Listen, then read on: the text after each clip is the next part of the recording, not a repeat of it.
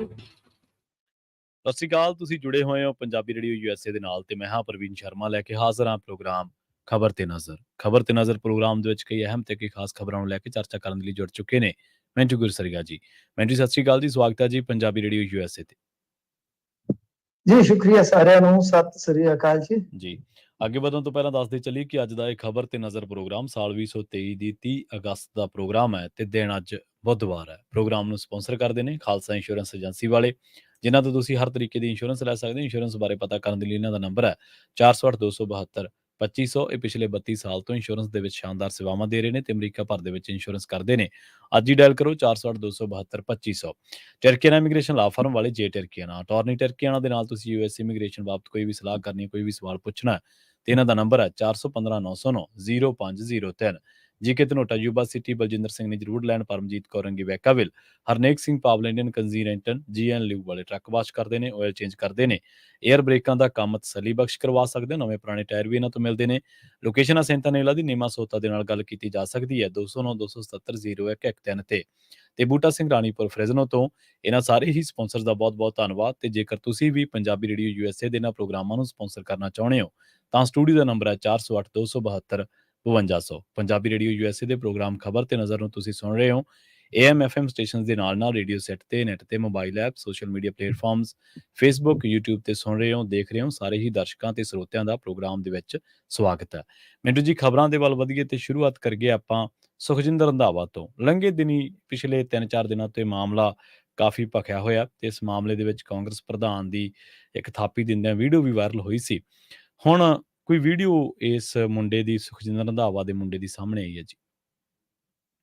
ਜੀ ਗੱਲ ਇਹ ਹੈ ਕਿ ਦੇਖੋ, ਪ੍ਰਧਾਨ ਨੇ ਜਿਹੜੀ ਸ਼ਾਬਾਸ਼ੀ ਦਿੱਤੀ ਆ ਉਹ ਮੈਨੂੰ ਲੱਗਦਾ ਕਿ ਹੁਣ ਥੋੜੀ ਕਸੂਤੀ ਹੋ ਸਕਦੀ ਆ ਕਿ ਇੱਕ ਵੀਡੀਓ ਜਿਹੜੀ ਆ ਉਹ ਕੱਢ ਕੇ ਲਿਆਂਦੀ ਆ ਪੀੜਤ ਧਿਰ ਨੇ, ਜੋ ਦਾਅਵਾ ਕਰਦੀ ਹੈ ਕਿ ਮੈਂ ਪੀੜਤ ਧਿਰ ਆ ਜੀ, ਤਾਂ ਉਹਦੇ 'ਚ ਕਮਾਂਡੋ ਤੇ ਜਾਂ ਕੁਝ ਹੋਰ ਉਹਦੇ ਨਾਲ ਬੜੀ ਬੁਰੀ ਤਰ੍ਹਾਂ ਕੁੱਟਮਾਰ ਕਰ ਰਹੇ ਨੇ ਜੀ। ਹੁਣ ਦੂਜੇ ਪਾਸੇ ਦੇਖੋ, ਹਾਲੇ ਵੀ ਮਾਮਲਾ ਨਾ ਉਹੀ ਕ੍ਰਾਸ ਦੋਸ਼ਾਂ ਦਾ, ਕ੍ਰਾਸ ਪਰਚੇ ਦਾ ਸਾਰਾ ਕੁਝ ਹੋ ਗਿਆ।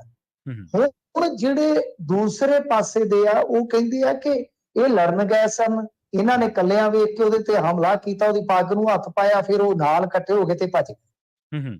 ਪਰ ਉਹ ਸਾਰੀਆਂ ਵੀਡੀਓਜ਼ ਕਿੱਥੇ ਨੇ? ਇਹ ਵੀ ਇੱਕ ਵੱਡਾ ਸਵਾਲ ਰਹਿ ਗਿਆ। ਇਹ ਮੰਨ ਲਓ ਇਹ ਇਕੱਠੇ ਹੋ ਕੇ ਰੰਧਾਵਾ ਦੇ ਸਪੁੱਤਰ ਤੇ ਪੈ ਗਏ, ਕੋਈ ਵੀ ਤੇ ਗੱਲ ਗਲਤ ਹੈ ਨਾ, ਚਾਹੇ ਕੋਈ ਲੀਡਰ ਦਾ ਪੁੱਤਰ ਹੈ ਤੇ ਚਾਹੇ ਕਿਸੇ ਫਕੀਰ ਦਾ ਪੁੱਤਰ ਹੈ, ਕੋਈ ਕਿਸੇ ਤੇ ਹਮਲਾ ਕਿਉਂ ਕਰੇ? ਪਰ ਜੇ ਹੋਇਆ ਤਾਂ ਉਹਦਾ ਫੁਟੇਜ ਕਿੱਥੇ ਆ? ਕਿਉਂਕਿ ਤੁਹਾਡੀਆਂ ਹੀ ਸਾਰੀਆਂ ਫੋਟੋਆਂ ਨਿਕਲ ਰਹੀਆਂ, ਤੁਸੀਂ ਪੱਤਰਕਾਰ ਦਾ ਕੈਮਰਾ ਝਪਟਣ ਪੈ ਰਹੇ ਹੋ ਤਾਂ ਫੁਟੇਜ ਨਿਕਲ ਆਉਂਦੀ ਹੈ। ਹੁਣ ਤੁਸੀਂ ਕੁੱਟਮਾਰ ਕਰ ਰਹੇ ਹੋ, ਇਹ ਨਿਕਲ ਰਹੀ। ਜੋ ਤੁਹਾਡੇ ਨਾਲ ਜ਼ਿਆਦਤੀ ਹੋਈ ਅਸੀਂ ਮੰਨਦੇ ਉਹ ਗਲਤ ਹੈ, ਪਰ ਉਹਦਾ ਵੀ ਕੋਈ ਵਿਜ਼ੂਅਲ, ਉਹਦੀ ਵੀ ਤੇ ਕੋਈ ਫੋਟੋ ਹੋਣੀ ਚਾਹੀਦੀ ਹੈ। ਸੋ ਮਾਮਲਾ ਉਲਝ ਗਿਆ। ਜਿਹੜੀ ਪੀੜਤ ਧਿਰ ਆ ਉਹਦਾ ਕਹਿਣਾ ਆ ਕਿ ਅਸੀਂ SSP ਕੋਲ ਵੀ ਗਏ ਆ, SSP ਨੇ ਖੁਦ ਦੇਖ ਕੇ ਵੀ ਕੁੱਟਮਾਰ ਦੀ ਆ ਹਾਲਤ ਹੈ, ਤਾਂ ਉਹ ਥੋੜੇ ਮਾਯੂਸ ਜ਼ਰੂਰ ਹੋਇਆ ਪਰ ਹਾਲੇ ਤੱਕ ਨਿਆਂ ਨਹੀਂ ਮਿਲਿਆ। ਮਤਲਬ ਤੇ ਇਹ ਵੀ ਦਾਅਵਾ ਕੀਤਾ ਗਿਆ ਪੀੜਤ ਧਿਰ ਵੱਲੋਂ ਕਿ ਅਸਲ 'ਚ ਇਹ ਵੀਡੀਓ ਇਹਨਾਂ ਦੀ ਵੱਲੋਂ ਹੀ ਫੈਲਾਈ ਗਈ ਸੀਗੀ, ਕਿਉਂਕਿ ਇਹ ਮੈਨੂੰ ਕੁੱਟ ਕੇ ਤੇ ਹੁਣ ਬਦਨਾਮ ਕਰਨਾ ਚਾਹੁੰਦੇ ਸੀ ਤੇ ਮੈਂ ਡੈਫਾਮੇਸ਼ਨ ਦਾ ਕੇਸ ਵੀ ਪਾਉਂਗਾ। ਉਹ ਜਿਹੜਾ ਮੁੰਡਾ ਨਰਵੀਰ ਸਿੰਘ ਆ, ਨਰਵੀਰ ਸਿੰਘ ਇਹ ਕਹਿ ਰਿਹਾ ਵਾਰ-ਵਾਰ। ਤਾਂ ਹੁਣ ਇੱਕ ਪਾਸੇ ਇਹ ਵੀਡੀਓ, ਇਹ ਦੋਸ਼, ਤੇ ਦੂਜੇ ਪਾਸੇ ਸਮਰਥਕ ਥੱਲੇ ਕਮੈਂਟਾਂ 'ਚ ਇਹ ਗੱਲਾਂ ਕਹਿ ਰਹੇ ਆ ਕਿ ਵਾਸ਼ਰੂਮ 'ਚ ਜਾਂ ਉਸ ਹੋਟਲ ਦੇ ਵਿੱਚ ਇਹ ਗੱਲ ਪੈਣ ਗਏ ਸੀਗੇ। ਪਰ ਉਹ ਸਬੂਤ ਕਿੱਥੇ ਨੇ ਕਿ ਇਹਨਾਂ ਦਾ ਕੋਈ ਗਰੁੱਪ ਗਿਆ ਜਾਂ ਕੋਈ ਹਮਲਾ ਹੋਇਆ? ਉਹ ਕੋਈ ਵਿਜ਼ੂਅਲ, ਕੋਈ CCTV ਜੇ ਬਾਹਰ ਨਿਕਲੇ ਤੇ ਫਿਰ ਹੀ ਆਪਾਂ ਇਤਬਾਰ ਕਰ ਸਕਦੇ ਹਾਂ। ਫਿਲਹਾਲ ਤੇ ਇੰਨਾ ਹੀ ਕਹਿ ਸਕਦੇ ਹਾਂ ਕਿ ਇੱਕ ਨਿਰਪੱਖ ਜਿਹੜੀ ਜਾਂਚ ਪੜਤਾਲ ਹੈ ਉਹ ਅੰਜਾਮ ਦਿੱਤੀ ਜਾਣੀ ਚਾਹੀਦੀ ਹੈ। ਤੇ ਜੇ ਇਹ ਵਿਚਾਰਾ ਕੁੱਟਿਆ ਗਿਆ, ਇਹਨੂੰ ਹੀ ਮੁੜ ਕੇ ਜਲੀਲ ਕੀਤਾ ਗਿਆ, ਤਾਂ ਫਿਰ ਦੂਸਰੀ ਕ੍ਰਾਸ FIR ਕਿਉਂ? ਜੇ ਵਾਕਿਆ ਦੋਹਾਂ ਪਾਸਿਆਂ ਤੋਂ ਗਲਤੀ ਹੋਈ ਆ ਕਿ ਪਹਿਲਾਂ ਪੀੜਤ ਧਿਰ ਨੇ ਜਾ ਕੇ ਹਮਲਾਵਰ ਹੋ ਕੇ ਹਮਲਾ ਕੀਤਾ, ਤੇ ਉਹਦੇ ਘੱਟੋ ਘੱਟ ਕੋਈ ਐਵੀਡੈਂਸ ਦੇ ਸਾਹਮਣੇ ਹੋਣ ਨਾ। ਇਸ ਕਰਕੇ ਇਹ ਮਾਮਲਾ ਗੁੰਝਲਦਾਰ ਹੋ ਗਿਆ। ਤੇ ਤੁਹਾਡੇ ਗੁਆਂਢੀ ਜਿਹੜੇ ਪ੍ਰਧਾਨ ਸਾਹਿਬ ਨੇ, ਉਹਨਾਂ ਨੂੰ ਮੈਨੂੰ ਲੱਗਦਾ ਕਿ ਥੋੜਾ ਸਮਝ ਜਾਣਾ ਚਾਹੀਦਾ। ਵੈਸੇ ਇੱਕ ਦਿਨ ਯਾਦ ਕਰਦੇ ਸੀ ਤੁਹਾਨੂੰ, ਤੇ ਗੱਲ ਇਹ ਆ ਕਿ ਬਈ ਉਹ ਹੁਣ ਘੱਟੋ ਘੱਟ ਮੈਚਿਓਰ ਹੋਣ ਤੇ ਬਿਹਤਰ ਆ। ਉਹ ਇਸ ਵੇਲੇ ਕਾਂਗਰਸ ਦੇ ਪ੍ਰਧਾਨ ਆ, ਉਸ ਕਾਂਗਰਸ ਦੇ ਪ੍ਰਧਾਨ ਆ ਇਕਾਈ ਦੇ ਪੰਜਾਬ ਦੇ, ਜਿਹੜੀ ਕਾਂਗਰਸ ਸਭ ਤੋਂ ਪੁਰਾਣੀ ਪਾਰਟੀ ਆ। ਇਸ ਤਰ੍ਹਾਂ ਨਹੀਂ ਹੁੰਦਾ ਕਿ ਤੁਸੀਂ ਬੱਚਿਆਂ ਨੂੰ ਏਦਾਂ ਏਡੀ ਜ਼ਿੰਮੇਵਾਰੀ ਵਾਲੀ ਪਦਵੀ ਤੇ ਹੋ ਕੇ ਇਹ ਥਾਪੜਾ ਦੇਵੋ। ਤੁਸੀਂ ਤੇ ਸਗੋਂ ਕਹੋ ਕਿ ਯਾਰ ਇਹ ਕੇਸ ਪੈ ਗਿਆ ਕੋਈ ਤੇ ਤੇਰੀ ਜਾਨ ਨੂੰ ਕਜੀਆ ਪੈ ਜਾਣਾ ਹੈ, ਪਾਸਪੋਰਟ ਤੈਨੂੰ ਨਹੀਂ ਮਿਲਣਾ, ਬਾਹਰ ਜਾਣ ਦੀ ਸਿੱਧੀ ਉਡਾਰੀ ਨਹੀਂ ਮਿਲਣੀ, ਕੋਈ ਸਰਕਾਰੀ ਜੌਬ ਨਹੀਂ ਮਿਲਣੀ, ਕੋਈ ਇਲੈਕਸ਼ਨ ਪੁੱਤ ਲੜਨਾ ਤੇ ਉਹਦੇ ਚ ਮੈਂਸ਼ਨ ਕਰਨਾ ਪਊ, ਇਹ ਤੇ ਬੜਾ ਸਿਆਪਾ ਤਰੀਕਾ ਤੇ ਜਾਣਾ ਪਊ। ਤੇ ਨਾਲ ਗਨਮੈਨ ਕੀ ਕਰਦੇ ਸੀ, ਤੇ ਉਹ ਗਨਮੈਨ ਕੁੱਟਮਾਰ ਚ ਕਿਉਂ ਸ਼ਾਮਲ ਹੋ ਗਿਆ?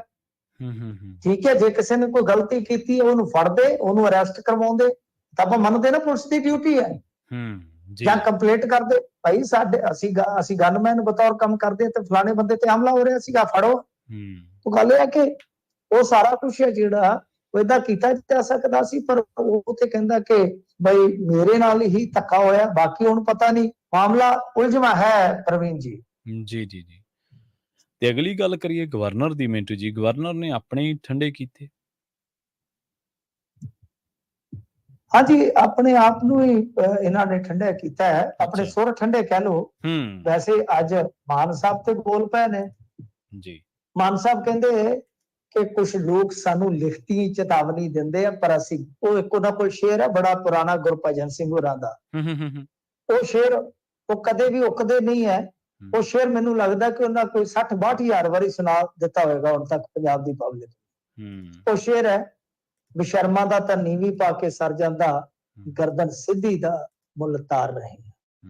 ਯਾਦ ਹੈ ਨਾ? ਹਾਂਜੀ ਹਾਂਜੀ, ਹੁਣ ਤੁਹਾਨੂੰ ਯਾਦ ਆ ਗਿਆ ਹੋਣਾ, ਕਿਉਂਕਿ ਸੁਣਿਆ ਹਰ ਇੱਕ ਪੰਜਾਬੀ ਨੇ। ਤੇ ਬੱਚੇ ਜਿਹੜੇ ਬਾਅਦ ਚ ਹੁਣ ਪੈਦਾ ਹੋਏ ਸ਼ਾਇਦ ਉਹਨਾਂ ਨੇ ਵੀ ਮਾਵਾਂ ਦੀ ਕੁੱਖ ਚ ਸੁਣ ਲਿਆ ਹੋਵੇਗਾ, ਇੰਨੀ ਵਾਰੀ ਟੀਵੀ ਤੇ ਆਇਆ ਜੀ। ਖੈਰ ਗੱਲ ਇਹ ਆ ਕਿ ਭਾਈ ਇਹ ਹੁਣ ਥੋੜੇ ਗਰਮ ਨਜ਼ਰ ਆਏ ਨੇ, ਪਰ ਜਿਹੜੇ ਪੰਜਾਬ ਦੇ ਗਵਰਨਰ ਆ ਉਹ ਤੇ ਪੰਜਾਬ ਦੀ ਕੱਲ ਦਿਲ ਖੋਲ ਕੇ ਸਿਫਤ ਕਰਕੇ ਕਹਿੰਦੇ ਪੰਜਾਬ ਹਰ ਕੰਮ 'ਚ ਨੰਬਰ 1 ਹੈ। ਜਿਵੇਂ ਉਹ ਗਾਣਾ ਸੀ ਨਾ, ਤੂੰ ਮੇਰਾ ਹੀਰੋ ਨੰਬਰ 1, ਉਹ ਕਹਿੰਦੇ ਵੀ ਪੰਜਾਬ ਤੇ ਹੀਰੋ ਨੰਬਰ 1 ਹੈ। ਇੱਕ ਸਾਰੇ ਕੰਮਾਂ 'ਚ ਇੱਥੇ ਅੱਗੇ ਆ, ਖੇਤੀ 'ਚ ਅੱਗੇ ਆ, ਖਾਣੇ 'ਚ ਅੱਗੇ ਆ, ਸੱਭਿਆਚਾਰ 'ਚ ਅੱਗੇ ਆ। ਕੀ ਸਿਫਤ ਕਰਾਂ ਮੈਂ ਪੰਜਾਬ ਦੀ, ਉਹ ਤੇ ਸਰਾਉਂ ਦੇ ਵਿੱਚ ਸੀ। ਤੇ ਇਹ ਕੀ ਹੋ ਗਿਆ, ਇਹ ਕਿਉਂ ਹੋ ਗਿਆ? ਦਰਅਸਲ ਦੇਖੋ ਕੁਛ ਲੋਕ ਤੇ ਇਹਨੂੰ ਹੋਰ ਜੋੜਦੇ ਆ, ਸਾਡਾ ਪੰਜਾਬੀ ਮੀਡੀਆ ਪੰਪ ਬੜੇ ਦਿੰਦਾ ਨਾ, ਮਾਨ ਨੇ ਦਿੱਤਾ ਜਵਾਬ, ਹਾਂਜੀ ਹਾਂਜੀ ਹਾਂਜੀ, ਤੇ ਰਾਜਪਾਲ ਨਰਮ ਪਏ। ਕੁਛ ਪੱਤਰਕਾਰ ਵੀ ਤੁਹਾਨੂੰ ਪਤਾ ਹੈ ਨਾ, ਕਰਦ ਦੇ ਨਾਲ ਲਾ ਕੇ ਕੇਕ ਘਸਾ ਦਿੰਦੇ ਆ। ਗੱਲ ਇਹ ਆ ਕਿ ਪ੍ਰਵੀਨ ਜੀ, ਜੋ ਸਾਨੂੰ ਇਸ ਰਾਜਪਾਲ ਬਾਰੇ ਪਤਾ ਹੈ ਜੀ, ਤੇ ਜੋ ਅਸੀਂ ਸਮਝਦੇ ਹਾਂ ਕਿ ਦਰਅਸਲ ਤੁਹਾਨੂੰ ਮੈਂ ਅੱਗੇ ਵੀ ਸ਼ਾਇਦ ਕਿਹਾ, ਜਾਂ ਬਹੁਤ ਥਾਵਾਂ ਤੇ ਮੈਂ ਗੱਲ ਬੋਲ ਚੁੱਕਾ ਵਾਂ ਕਿ ਜਿਹੜਾ ਆਹ ਗਵਰਨਰੀ ਰਾਜ ਦਾ ਕਹਿੰਦੇ ਨਾ, ਉਹ ਵੀ ਪੰਜਾਬ 'ਚ ਤੇ ਕਤਈ ਸੰਭਵ ਨਹੀਂ, ਤੇ 2024 ਤੋਂ ਪਹਿਲਾਂ ਤੇ ਕਦਾਚਿਤ ਹੀ ਨਹੀਂ। ਜੀ ਜੀ, ਮੈਨੂੰ ਲੱਗਦਾ ਕਿ ਉੱਤੋਂ ਹੋਇਆ ਕਿ ਭਾਈ ਐ ਤੁਸੀਂ ਦੁੱਧ 'ਚ ਕਾਂਜੀ ਨਾ ਘੋਲੋ, ਥੋੜਾ ਜਿਹਾ ਵੀ ਇੱਕ ਪਾਸੇ ਤੇ ਇੰਡੀਆ ਨੇ ਇਕੱਠੇ ਹੋ ਰਹੇ ਆ, ਇਹ ਤਾਂ ਸਭ ਕੁਝ ਖਤਮ ਕਰ ਰਹੇ ਨੇ ਜੀ। ਸੰਵਿਧਾਨ ਨੂੰ ਖਤਰਾ ਹੈ, ਡੈਮੋਕ੍ਰੇਸੀ ਨੂੰ ਖਤਰਾ ਹੈ, ਤੇ ਤੁਸੀਂ ਲੱਗੇ ਜੇ ਚੰਨ ਚਾੜਨ। ਤੇ ਇਸ ਕਰਕੇ ਇਹ ਵੀ ਪੱਕ ਹੋ ਸਕਦਾ ਹੈ। ਚਲੋ ਆਪਾਂ ਕਿਸੇ ਦੀ ਕੋਈ ਦਲੀਲ ਕੱਟਦੇ ਨਹੀਂ ਆ, ਬਟ ਇਸ ਕਰਕੇ ਵੀ ਮੈਨੂੰ ਲੱਗਦਾ ਕਿ ਉਹ ਕੁਛ ਬਦਲਿਆ, ਏਦਾਂ ਬਦਲੇ ਸੱਜਣ ਰਾਤੋਂ ਰਾਤ, ਜਿਵੇਂ ਕਿਸੇ ਦੇ ਸਮਝਾਏ ਹੁੰਦੇ ਨੇ। ਉਹ ਗਾਣਾ ਸੀ ਨਾ, ਜਿਵੇਂ ਕਿਸੇ ਦੇ ਸਿਖਾਏ ਹੋਏ ਨੇ, ਤੇ ਮੈਨੂੰ ਲੱਗਦਾ ਕਿ ਕਿਸੇ ਦੇ ਸਮਝਾਏ ਹੋਏ ਨੇ। ਜੀ ਜੀ ਜੀ, ਦੇਖੋ ਪਹਿਲਾਂ ਤਾਂ ਜਿਵੇਂ ਮਿੰਟੂ ਜੀ ਇਹਨਾਂ ਦੀ ਆਦਤ ਹੈ ਭਾਜਪਾ ਵਾਲਿਆਂ ਦੀ ਕਿ ਬਾਂਹ ਮਰੋੜ ਲਓ, ਫਿਰ ਜਦੋਂ ਅਗਲਾ ਮੂਹਰੋਂ ਪੈ ਜਾਂਦਾ ਫਿਰ ਥੋੜੇ ਨਰਮ ਵੀ ਪੈ ਜਾਂਦੇ। ਅਸਲ ਜਿਹੜਾ ਤੁਸੀਂ 2024 ਦਾ ਜ਼ਿਕਰ ਕੀਤਾ ਉਹ ਗੱਲ ਬਿਲਕੁਲ ਸਹੀ ਹੈ। ਪਹਿਲਾਂ ਇਹਨਾਂ ਨੇ ਇਹ ਸਮਝ ਲਿਆ ਕਿ ਸ਼ਾਇਦ ਪੱਛਮੀ ਬੰਗਾਲ ਵਾਂਗੂ ਜਾਂ ਕਰਨਾਟਕ ਵਾਂਗੂ, ਤਾਮਿਲਨਾਡੂ ਵਾਂਗੂ ਇੱਥੇ ਵੀ ਕੰਮ ਚੱਲੀ ਜਾਣਾ, ਪਰ ਲੋਕਾਂ ਨੇ ਵਿਰੋਧ ਬਹੁਤ ਵੱਡੇ ਪੱਧਰ ਤੇ ਕੀਤਾ। ਲੋਕਾਂ ਨੇ ਕਿਹਾ ਕਿ ਇਹ ਨਹੀਂ ਅਸੀਂ ਬਰਦਾਸ਼ਤ ਕਰਾਂਗੇ, ਇੱਥੋਂ ਤੱਕ ਕਿ ਵਿਰੋਧੀ ਪਾਰਟੀਆਂ ਨੇ ਵੀ ਕੀਤਾ। ਉਹ ਤਾਂ ਹੈ ਹੀ ਹੈ ਜੀ, ਦੇਖੋ ਸਾਡੀ ਚੁਣੀ ਹੋਈ ਸਰਕਾਰ ਹੈ। ਜੇ ਸਾਡੀ ਚੁਣੀ ਹੋਈ ਸਰਕਾਰ ਨੂੰ ਤੁਸੀਂ, ਠੀਕ ਹੈ ਕੁਝ ਮਾਮਲਿਆਂ 'ਚ ਸਰਕਾਰ ਗਲਤ ਹੈ, ਮੈਂ ਵੀ ਕਹਿੰਦਾ, ਕਿਉਂਕਿ ਉਹਨਾਂ ਨੂੰ ਜਵਾਬਦੇਹੀ ਦੇਣੀ ਪਵੇਗੀ ਉਹ ਸੰਵਿਧਾਨਕ ਦਾਇਰੇ 'ਚ। ਜੇ ਸੰਵਿਧਾਨ ਨੂੰ ਤੁਸੀਂ ਮਾਨਤਾ ਦਿੰਦੇ ਹੋ ਤਾਂ ਤੁਹਾਨੂੰ ਇਹ ਗੱਲ ਕਰਨ ਲੱਗਿਆ, ਪਹਿਲਾਂ ਸਭ ਤੋਂ ਪਹਿਲਾਂ ਤੁਹਾਨੂੰ ਸੰਵਿਧਾਨ 'ਚ ਨਿਸ਼ਠਾ ਪਾਉਣੀ ਪਊਗੀ ਕਿ ਹਾਂ ਬਈ ਅਸੀਂ ਮੰਨਦੇ, ਉਹਦੇ ਮੁਤਾਬਕ ਸਾਡੀ ਸਰਕਾਰ ਜਵਾਬਦੇਹ ਜ਼ਰੂਰ ਹੈ, ਪਰ ਤੁਸੀਂ ਵੀ ਜੋ ਮਤਲਬ ਕਿ ਤੁਹਾਡੇ ਕੋਲ ਤਾਕਤ ਹੈ, ਤੁਸੀਂ ਉਹਨਾਂ ਦੀ ਵਰਤੋਂ ਵਿਵੇਕ ਨਾਲ ਕਰੋ। ਰਾਜਪਾਲ ਜਿਹੜਾ ਹੁੰਦਾ ਨਾ ਵਿਵੇਕ ਨਾਲ ਚੱਲਦਾ ਹੈ ਕਿ ਬਈ ਉਹਦੇ ਕੋਲ ਸ਼ਕਤੀਆਂ ਤਾਂ ਬਹੁਤ ਹੈ, ਵਿਵੇਕ ਵਰਤਦਾ ਕਿ ਕੀ ਮੈਂ ਇੱਥੇ ਟਕਰਾਅ ਪੈਦਾ ਕਰਨਾ ਕਿ ਨਹੀਂ। ਤੇ ਜੇ ਟਕਰਾਅ ਰਾਜਪਾਲ ਧਾਰ ਕੇ ਚੱਲੇਗਾ ਤਾਂ ਉਹ ਤਾਂ ਨਿੱਕੀ ਨਿੱਕੀ ਗੱਲ ਤੇ ਕਰਦਾ ਹੈਗਾ ਕਿ ਤੇਰੀ ਖਾਂਦੇ ਦੀ ਦਾੜੀ ਹਿੱਲਦੀ ਹੈ ਜੀ, ਸਮਝਦੇ ਹੋ ਨਾ। ਸੋ ਇਹ ਚੀਜ਼ਾਂ ਨੇ ਕਿ ਠੀਕ ਹੈ, ਜੇ ਸਾਡੀ ਚੁਣੀ ਹੋਈ ਸਰਕਾਰ ਨੂੰ ਤੁਸੀਂ ਇੱਕ ਏਜੰਡੇ ਦੇ ਤਹਿਤ ਹੀ ਚੱਲ ਪਓ ਤਾਂ ਫਿਰ ਤਾਂ ਅਸੀਂ ਸਾਰੇ ਵਿਰੋਧ ਕਰਾਂਗੇ। ਪੱਤਰਕਾਰਤਾ ਭਗਾ ਕੇ ਮਾਰੋ ਪਰੇ ਜੀ। ਤਾਂ ਪੰਜਾਬੀ ਹੈ ਨਾ ਕਿ 3 ਕਰੋੜ ਲੋਕਾਂ ਦੀ ਸਰਕਾਰ ਆ, ਉਹ ਚੁਣ ਕੇ ਆਈ ਆ, ਕੋਈ ਹਥਿਆ ਕੇ ਨਹੀਂ ਆਈ ਸੱਤਾ। ਜੇ ਤੁਸੀਂ ਧੱਕੇਸ਼ਾਹੀ ਕਰੋਗੇ ਤਾਂ ਸਾਰੇ ਵਿਰੋਧ ਕਰਨਗੇ, ਜਾਇਜ਼ ਹੈ ਜੀ। ਜੀ ਮਿੰਟੂ ਜੀ, ਥਾਣੇਦਾਰ ਵੱਲੋਂ ਈਸਾਈਅਤ ਦਾ ਪ੍ਰਚਾਰ ਕੀਤਾ ਜਾ ਰਿਹਾ ਸੀ, ਦੋਸ਼ ਲੱਗ ਰਿਹਾ ਦਰਬਾਰ ਸਾਹਿਬ ਦੇ ਨੇੜੇ ਜੀ। ਹਾਂਜੀ, ਦੇਖੋ ਪਤਾ ਨਹੀਂ ਕੀ ਚੱਲਦਾ ਪਿਆ, ਸਮਝ ਤੋਂ ਪਰੇ ਦੀ ਗੱਲ ਹੈ ਕਿ ਬਈ ਜੇ ਤੂੰ ਪ੍ਰਚਾਰ ਕਰਨਾ ਤੇ ਵਰਦੀ ਲਾ ਕੇ ਤੇ ਉਹ ਪਾਲਾ, ਉਹਨਾਂ ਦੀ ਜਿਹੜੀ ਪੋਸ਼ਾਕ ਹੁੰਦੀ ਹੈ ਧਾਰਮਿਕ, ਤੇ ਤੂੰ ਪਾਦਰੀ ਬਣ ਜਾ। ਹਾਂਜੀ, ਠੀਕ ਹੈ ਨਾ, ਕਿਸੇ ਚਰਚ ਦੇ ਵਿੱਚ ਬੈਠ, ਵਰਦੀ ਚ ਥੋੜੀ ਏਦਾਂ ਕਰਦਾ ਕੋਈ ਚੰਗਾ ਲੱਗਦਾ ਬੰਦਾ। ਤੇ ਉਹ ਵੀ ਦਰਬਾਰ ਸਾਹਿਬ ਕੰਪਲੈਕਸ ਦੇ ਨਜ਼ਦੀਕ ਤੁਸੀਂ ਏਦਾਂ ਦੀਆਂ ਗੱਲਾਂ ਕਰੋ, ਉਹੀ ਜਿਵੇਂ ਉਹ ਸਿਰ 'ਚ ਪਤਾ ਨਹੀਂ ਕੀ ਧੂੜਾ ਜਿਹਾ ਕਰਦੇ ਨੇ, ਮੈਨੂੰ ਪਤਾ ਨਹੀਂ ਉਹਦੇ ਬਾਰੇ, ਮਾਫ ਕਰਨਾ, ਚਲੋ ਸਾਰੇ ਧਰਮਾਂ ਦਾ ਸਤਿਕਾਰ ਕਰਦੇ ਆ। ਉਹ ਜੋ ਕਰਦੇ ਹੁੰਦੇ ਨੇ ਨਾ ਪਾਦਰੀ, ਤਾਂ ਮੈਨੂੰ ਪਤਾ ਨਹੀਂ ਕਿਸ ਤਰ੍ਹਾਂ ਪ੍ਰਾਰਥਨਾ ਕਰਦੇ ਜਾਂ ਕੀ ਹਿਸਾਬ ਕਿਤਾਬ। ਤੇ ਉਹ ਇੱਕ ਵੀਡੀਓ ਵਾਇਰਲ ਹੋ ਗਈ ਉਦਾਂ ਕਰਦਿਆਂ ਦੀ। ਇੱਕ ਵੀਡੀਓ ਦੇ ਵਿੱਚ ਹੋਰ 2 ਜਣਿਆਂ ਤੇ ਇਸ ਤਰ੍ਹਾਂ ਹੀ ਉਹ ਕੋਈ ਦੀਕਸ਼ਾ ਵਗੈਰਾ ਜਿੱਦਾਂ ਦਿੰਦੇ ਆ, ਉਹ ਏਦਾਂ ਕਰ ਰਿਹਾ। ਤਾਂ ਇਸ ਤੋਂ ਬਾਅਦ ਫਿਰ ਮਤਲਬ ਕਿ ਇਹ ਵੀਡੀਓ ਜਿਹੜੀ ਹੈ ਨਾ, ਉਹ ਆਰਪੀ ਸਿੰਘ ਹੋਰਾਂ ਨੇ ਵੀ ਪੋਸਟ ਕਰ ਦਿੱਤੀ। ਇਹ ਵੀ ਕੋਈ ਮਾਮਲਾ ਜਿਹੜਾ ਹੈ ਨਾ ਇਸ ਤਰ੍ਹਾਂ ਦਾ ਹੋਵੇ ਤੇ ਉਹਨੂੰ ਚੁੱਕਣ 'ਚ ਉਕਦੇ ਨਹੀਂ ਜਰਾ ਵੀ। ਇਹ ਵੀ ਨਾਲ ਦੀ ਨਾਲ ਹੀ ਕਹਿ ਦਿੰਦੇ ਆ ਕਿ ਲਓ ਭਾਈ ਹੁਣ ਤੁਸੀਂ ਐਕਸ਼ਨ ਲੈਣ ਤੋਂ ਕਿਉਂ ਡਰਦੇ ਜੇ। ਉਹ ਤੇ ਇੱਥੋਂ ਤੱਕ ਕਹਿ ਦਿੰਦੇ ਆ ਕਿ ਐਸਜੀਪੀਸੀ ਰਹਿਣੀ ਨਹੀਂ, ਇਹ ਤੇ ਈਸਾਈਆਂ ਦੀ ਬਣ ਜਾਏਗੀ ਸੰਸਥਾ ਜੇ ਆਹੀ ਹਿਸਾਬ ਰਿਹਾ। ਤੇ ਇਹ 2 ਵੱਖ-ਵੱਖ ਇਹਦੀਆਂ ਵੀਡੀਓ ਜਿਹੜੀਆਂ ਉਹ ਥਾਣੇਦਾਰ ਦੀਆਂ ਆ ਗਈਆਂ ਸਾਹਮਣੇ। ਤੇ ਉਸ ਤੋਂ ਬਾਅਦ ਫਿਰ ਕਾਫੀ ਜ਼ਿਆਦਾ ਹਾਂ ਹੱਲਾ ਹੋਇਆ ਤੇ ਅਖੀਰ ਦੇ ਵਿੱਚ ਏਐਸਆਈ ਮਾਫੀ ਮੰਗਿਆ। ਉਹਨੇ ਆਖਿਆ ਕਿ ਮਾਮਲਾ ਧਰਮ ਸਿੰਘ ਮਾਰਕੀਟ ਦਾ ਹੈ, ਇੱਕ ਵਿਅਕਤੀ ਦੀ ਸਿਹਤ ਠੀਕ ਨਹੀਂ ਸੀ, ਉਹ ਲੜਖੜਾ ਜੇ ਰਿਹਾ ਸੀਗਾ ਤੇ ਮੈਂ ਉਹਦੇ ਲਈ ਪ੍ਰਾਰਥਨਾ ਕੀਤੀ ਹੈ। ਉਸਨੇ ਕਿਹਾ ਕਿ ਕਿਸੇ ਵੀ ਤਰ੍ਹਾਂ ਦਾ ਕੋਈ ਧਰਮ ਪਰਿਵਰਤਨ ਦਾ ਮੈਂ ਕੰਮ ਨਹੀਂ ਕਰਦਾ। ਤੇ ਏਐਸਆਈ ਨੇ ਅੱਗੇ ਕਿਹਾ ਕਿ ਸਿੱਖ ਵੀ ਸਾਡੇ ਭਰਾ ਆ, ਉਹਨਾਂ ਦੇ ਪ੍ਰਤੀ ਉਹਨਾਂ ਦੇ ਮਨ ਦੇ ਵਿੱਚ ਕੁਛ ਨਹੀਂ, ਤੇ ਜੇ ਉਸਦੀ ਪ੍ਰਾਰਥਨਾ ਦੇ ਨਾਲ ਕਿਸੇ ਨੂੰ ਠੇਸ ਪਹੁੰਚੀ ਆ ਤਾਂ ਉਹ ਮਾਫੀ ਮੰਗਦੇ। ਨਹੀਂ ਦੇਖੋ, ਪ੍ਰਾਰਥਨਾ ਕਰਨੀ, ਕਿਸੇ ਲਈ ਪ੍ਰੇ ਕਰਨੀ, ਉਹ ਤੇ ਮਾੜੀ ਨਹੀਂ ਹੈ। ਉਹ ਅਰਦਾਸ ਦੇ ਰੂਪ 'ਚ ਹੋ ਸਕਦੀ ਹੈ ਜਾਂ ਕਿਸੇ ਲਈ ਕੋਈ ਦੁਆ ਮੰਗੀ ਹੋ ਸਕਦੀ ਹੈ, ਕੋਈ ਚੱਕਰ ਨਹੀਂ। ਆਪਾਂ ਇਹ ਕਹਿ ਸਕਦੇ ਯਾਰ ਤੇਰਾ ਭਲਾ ਹੋਵੇ, ਹੈਨਾ, ਤੈਨੂੰ ਭਗਵਾਨ ਠੀਕ ਕਰੇ, ਅੱਲਾ ਠੀਕ ਕਰੇ, ਗੋਡ ਠੀਕ ਕਰੇ, ਉਹ ਵਿਸ਼ ਹੈ, ਦੁਆ ਹੈ। ਪਰ ਗੱਲ ਇਹ ਕਿ ਜੇ ਕੋਈ ਇਸ ਤਰ੍ਹਾਂ ਹੁਣ ਤੁਸੀਂ ਵਰਦੀ ਪਹਿਨ ਕੇ ਔਨ ਡਿਊਟੀ ਕੋਈ ਕਿਸੇ ਪ੍ਰਚਾਰ 'ਚ ਲੱਗ ਜਾਓਗੇ ਤਾਂ ਗਲਤ ਹੈ। ਖਾਸ ਧਰਮ ਪ੍ਰਤੀ ਤੁਸੀਂ ਲੋਕਾਂ ਨੂੰ ਝੁਕਾਵਾਦੀ ਕਰੋ ਤਾਂ ਉਹ ਚੀਜ਼ ਤੁਹਾਡੀ ਸਰਵਿਸ ਰੂਲ ਹੈ ਜਿਹੜੇ ਉਹਦੇ ਵੀ ਉਲਟ ਜਾ ਸਕਦੀ ਹੈ।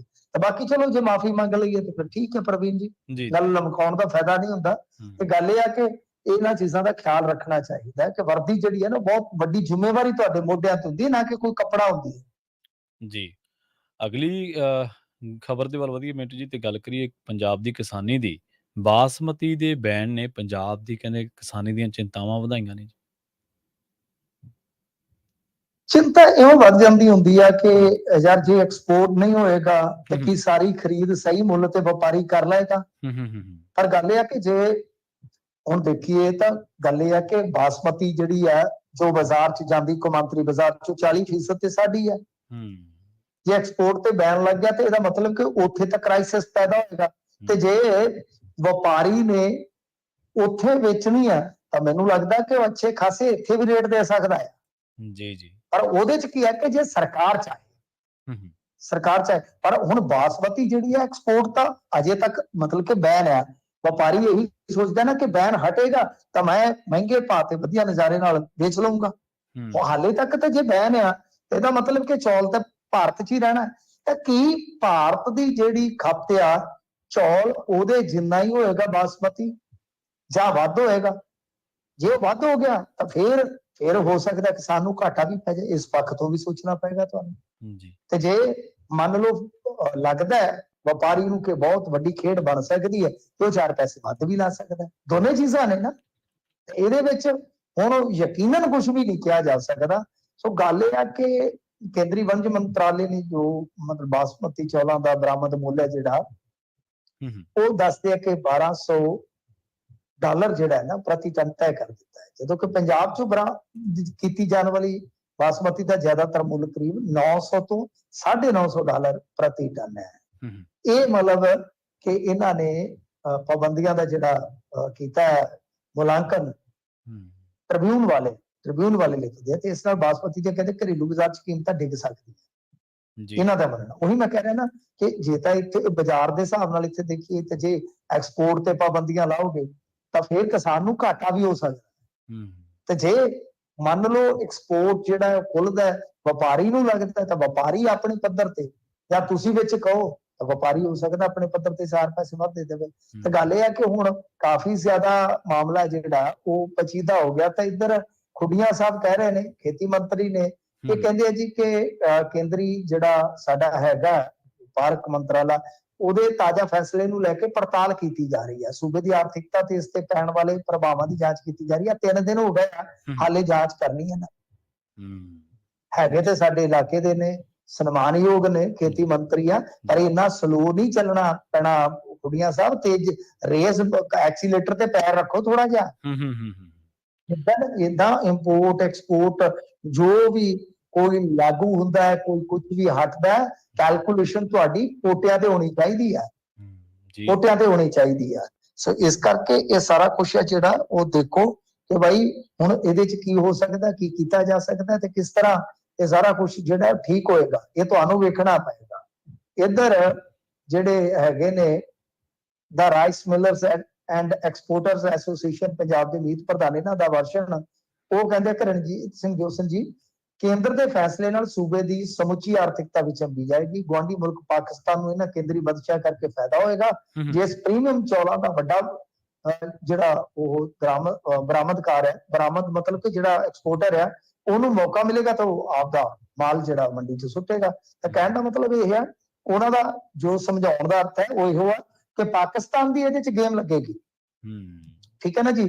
ਉਧਰ ਅੰਮ੍ਰਿਤਸਰ ਦੇ ਜਿਹੜੇ ਐਕਸਪੋਰਟਰ ਹੈ, ਉਹ ਵੀ ਕਹਿੰਦੇ ਕਿ ਬੇਸ਼ੱਕ ਕੇਂਦਰੀ ਹੁਕਮ ਚੌਲਾਂ ਵਿੱਚ ਘਰੇਲੂ ਖੁਰਾਕ ਨੂੰ ਯਕੀਨੀ ਬਣਾਉਣ ਵਾਸਤੇ ਹੈ, ਪਰ ਕੁਝ ਸ਼ਰਾਰਤੀ ਅਨਸਰਾਂ ਵੱਲੋਂ ਇਸ ਨੂੰ ਬਾਸਮਤੀ ਵਜੋਂ ਗਲਤ ਸ਼੍ਰੇਣੀਬੱਧ ਕਰਕੇ ਗੈਰ ਬਾਸਮਤੀ ਦੀ ਬਰਾਮਦਗੀ ਨੂੰ ਰੋਕਣ ਵਾਸਤੇ ਕੀਤਾ ਹੈ, ਪਰ ਇਸ ਦਾ ਪੰਜਾਬ ਤੇ ਮਾੜਾ ਪ੍ਰਭਾਵ ਪਵੇਗਾ, ਇਹ ਇੱਧਰ ਕਹਿ ਰਹੇ ਆ।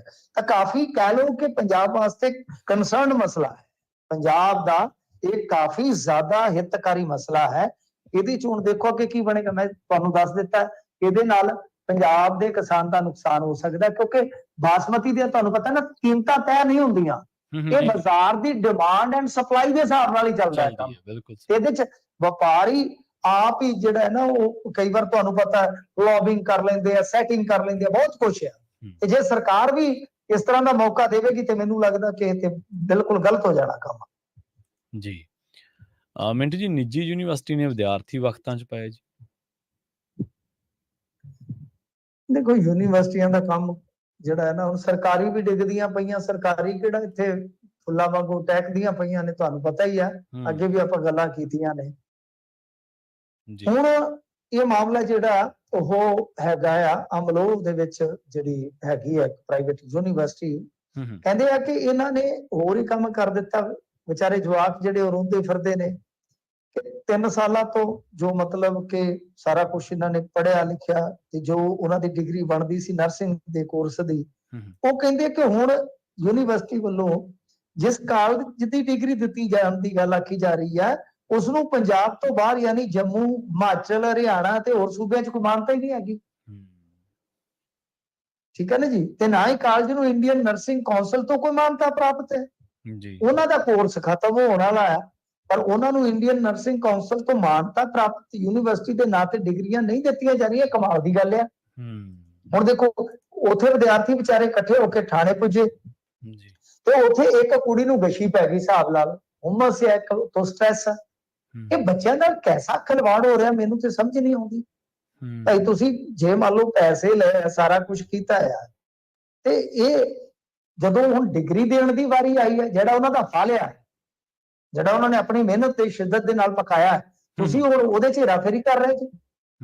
ਤੇ ਇਹ ਸਾਰਾ ਕੁਝ ਜਿਹੜਾ ਆ, ਕਿਉਂਕਿ ਸਰਕਾਰਾਂ ਇਹਨਾਂ ਤੋਂ ਕਮਾਈ ਕਰਦੀਆਂ, ਸਰਕਾਰਾਂ ਇਹਨਾਂ ਨੂੰ ਮਨਜ਼ੂਰੀ ਦਿੰਦੀਆਂ ਤੇ ਕਰਾ ਕੇ ਦੇਣ ਜੀ। ਇਹੋ ਜੀ ਯੂਨੀਵਰਸਿਟੀ ਨੂੰ ਕੀ ਰਗੜ ਕੇ ਫੋੜੇ ਤੇ ਲਾਉਣਾ, ਫਿਰ ਤੁਸੀਂ ਦੱਸੋ।